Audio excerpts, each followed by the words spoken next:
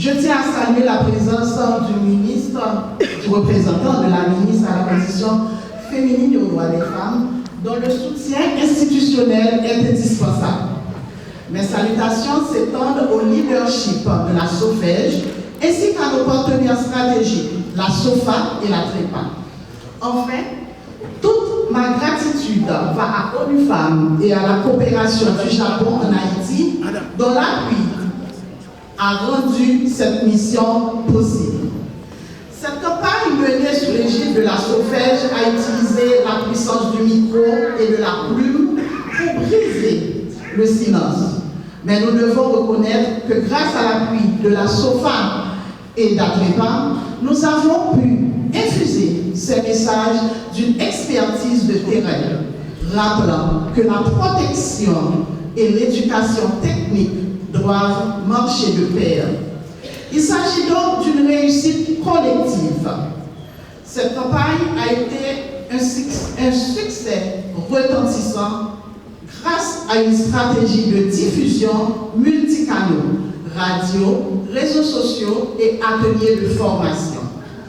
Nous avons atteint une audience estimée à plus de 500 000 personnes à travers le pays, avec un engagement particulier fort dans les zones accueillantes des déplacés internes. Ces chiffres ne sont pas le fruit du hasard. Ils sont la réussite, la résultante logique de l'implication forte de l'ATREPA et de la SOFA. Effectivement, et SOFEJ n'aurait pas pu faire mieux sans l'accompagnement de ces deux organisations, ATREPA et SOFA, qui ont déjà leur ancrage dans les camps des déplacés. Ce succès repose sur leur connaissance intime du terrain, leur expérience éprouvée et leur expertise historique en matière de lutte pour la dignité des femmes haïtiennes.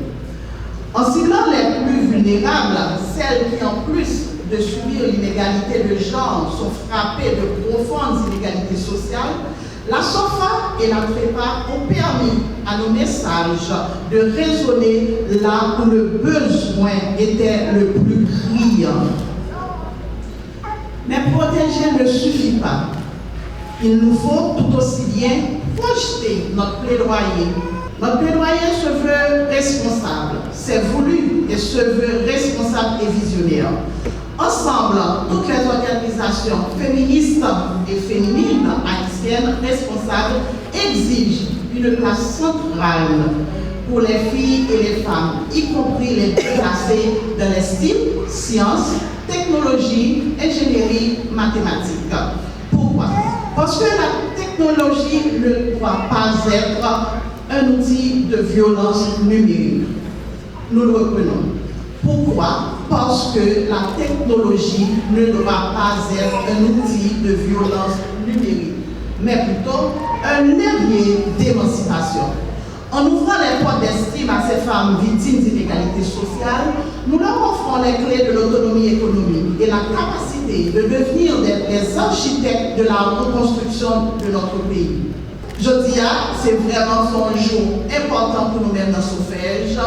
Dans 4 campagnes qui étaient commencées depuis le mois de mars, qui c'est le mois de la femme, et quand nous avons gagné à peu près 150 femmes et filles déplacées dans différents camps qui ont pris part à 3 journées d'ateliers de formation. Elles sont là, elles sont jolies, très jolies. S'il vous plaît, applaudissez-vous. Ces 3 journées ont été vraiment très enrichissantes. Et on a pu voir les 3 thématiques, à savoir les violences numériques, les violences basées sur le genre et aussi la promotion des filles de l'estime. Parce que nous, à SOFEJ, on a pu constater que ce volet, elle peut aider à contribuer vraiment à l'égalité des femmes et des filles dans le pays. Et comme nous le disons, le numérique ne doit pas être un outil de violence, mais plutôt aider aux femmes et aux filles de saisir les opportunités qui s'offrent à elles, surtout dans un contexte où les métiers de demain sont vraiment tournés vers la technologie, vers les sciences. Donc, mesdames, c'est vraiment un plaisir pour nous accueillir nos 150 bénéficiaires qui ont participé dans les formations, côté jeudi à cette journée clôture. Donc, on espère que ce n'est qu'une étape. Ça va continuer parce que la campagne a été très bénéfique et il y a beaucoup d'autres femmes dans différents secteurs, pas seulement les femmes et les filles déplacées, mais dans d'autres secteurs qui sont concernés. Et les messages qu'on a pu recevoir, que ce soit au niveau des filles et des femmes déplacées ou au niveau des différents réseaux sociaux, en témoignent. Et encore merci à Prépa et à Sofa pour leur contribution. Merci à ONU Femmes et à l'ambassadeur du Japon qui ont aidé vraiment avec la technique financière à contribuer à faire de cette activité une réussite.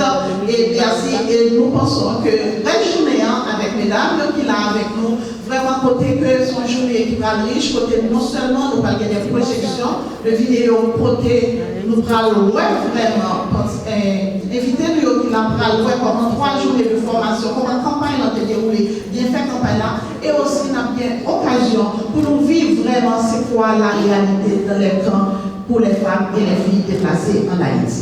Merci.